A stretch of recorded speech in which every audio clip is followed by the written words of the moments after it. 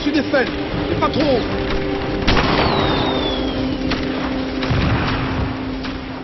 Le projet initial avait pour mission de raconter 3 parcours et on allait suivre individuellement chacun de ces parcours sur une même chronologie. Donc on a choisi nous de raconter le putsch des généraux parce que c'est une situation qui se déroule à la fin de la guerre d'Algérie. Tout est joué. La guerre est déjà perdue, les camps sont déjà choisis. Donc je vais vers Arte, je leur montre le 90. Arte dit c'est bien le 90, mais ça coûte trop cher. On ne peut pas y aller. Faites la guerre d'Algérie, nous les films d'époque, on n'a pas trop les moyens. Et donc je tente le tout pour le tout et je dis mais si on vous le fait en animation parce que vous avez eu un succès avec Valse avec Bachir, pourquoi ne pas continuer à développer cette veine-là? Là où on était une production comme une autre qui allait encore nous faire un film sur l'Algérie, qui allait sans doute pas marcher, qui allait sans doute peut-être créer une polémique, etc. Là, on devenait un objet un petit peu plus particulier. Il m'a semblé très vite que, peut-être grâce à des films comme Valse avec Bachir, peut-être grâce à des films comme Persépolis, que l'animation, ou en tout cas l'aspect graphique de ce qu'on allait raconter, allait vraiment permettre aux spectateurs de rentrer dans l'histoire et d'accepter de suivre le cheminement de nos personnages. On compare, on va en animation, on est tout content, on est avec cet exercice-là, on fait ouais, on va faire de l'animation. On n'y connaît rien du tout, l'animation. Plusieurs choix s'offrent à nous, on en sélectionne 2. L'un qui consiste à dire on monte tout seul, 2, on passe par des interlocuteurs des studios. Donc on se retrouve dans des studios qui nous proposent leur méthode, l'animation traditionnelle. Ce qui s'est passé tout simplement, c'est qu'à un moment donné, nos partenaires, studios d'animation, ont eu 2 attitudes. La première, c'est de vouloir nous dire comment fallait faire. Et la deuxième, c'était de nous dire, après avoir effectivement validé le fait qu'avec 2 millions, 2 millions 5, 3 millions, on pouvait faire le film, de nous dire au bout de 6 mois de développement que ça allait coûter 7 millions. C'est-à-dire que ça coûtait 7 millions aussi parce qu'ils voulaient utiliser la technique qu'eux connaissaient.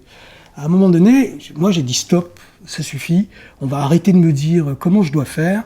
Je suis réalisateur, ce n'est pas mon premier film, j'aborde la fiction depuis longtemps, même si c'est pas au titre d'un unitaire. Moi j'ai besoin pour réaliser ce film de compter sur ma propre expérience, je ne peux pas m'en remettre nécessairement à ce que vous me dites. D'abord, je ne suis pas persuadé que ce que vous me dites est vrai, parce que techniquement, je n'ai pas la même expérience que vous et j'arrive à d'autres réponses que celles que vous formulez. Donc, ça suffit. Ils nous rendent un service, ces gens-là. C'est en nous accueillant pas par rapport à la technique qu'on voulait appliquer, ils nous poussent vers les effets spéciaux. Ils nous renvoient à ce qu'on savait faire, c'est-à-dire du live.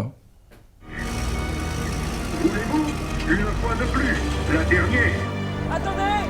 Alors, Attendez! Vas-y, Bémoun! On y est presque! Allez, vas-y, ouais! Sors! Et là, Franck, il me regarde et il me dit « Écoute, on n'est jamais aussi bien servi que par soi-même. On va faire notre propre studio. » Et on va chercher une autre solution, seul, dans notre coin. Et cette solution, on l'a trouvée grâce aux recherches qu'on avait fait, qui consistaient déjà à chercher, autour d'un rendu 3D, à définir un rendu peinture. Donc on a réfléchi, on a pensé rotoscopie. Alors la rotoscopie, qu'est-ce que c'est? C'est le fait de redessiner une image, on enlève la vidéo et on ne garde que le dessin. Mais faire ce travail image par image, une fois le montage fait ou le tournage effectué, c'était à nouveau un travail extrêmement long et qui allait s'avérer extrêmement onéreux. Donc la question qu'on s'est posée, c'est comment, dès le tournage, utiliser les codes de la rotoscopie. On s'est dit, on va peindre nos comédiens. aucun d'entre les chefs militaires n'a d'ambition personnelle Je ne sais pas. ou politique. J'ai besoin de prendre l'air, j'ai tout visé. C'est plus de l'animation, on ne sait pas très bien où on se trouve. Et on emmène ça sur un fond vert. Ouais, on fait les premiers essais, peinture sur costume, et très vite maquillage aussi. Au départ, ça a été une catastrophe. J'ai tourné, je sais plus, donc on a tourné pendant 4 heures sur fond vert. J'ai tourné 70 plans. Et à l'issue de ces 70 plans, j'en ai eu un seul qui a marché.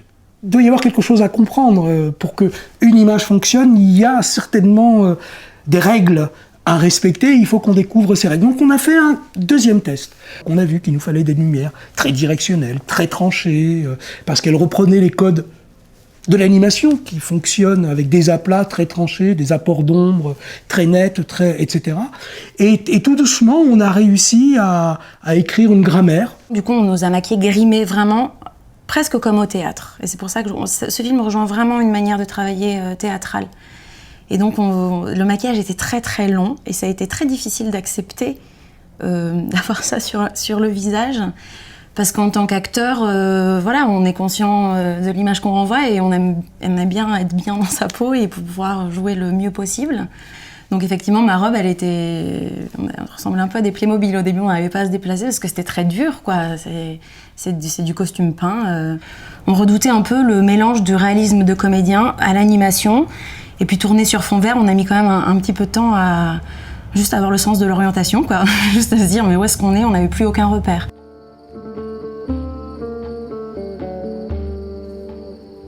Ils ont eu quelques surprises puisque, au contraire de ce qui se fait d'habitude, je leur demandais de tout décomposer. Je leur disais non, un dialogue, une action, ne faites pas les deux choses en même temps. On ne pourra pas les voir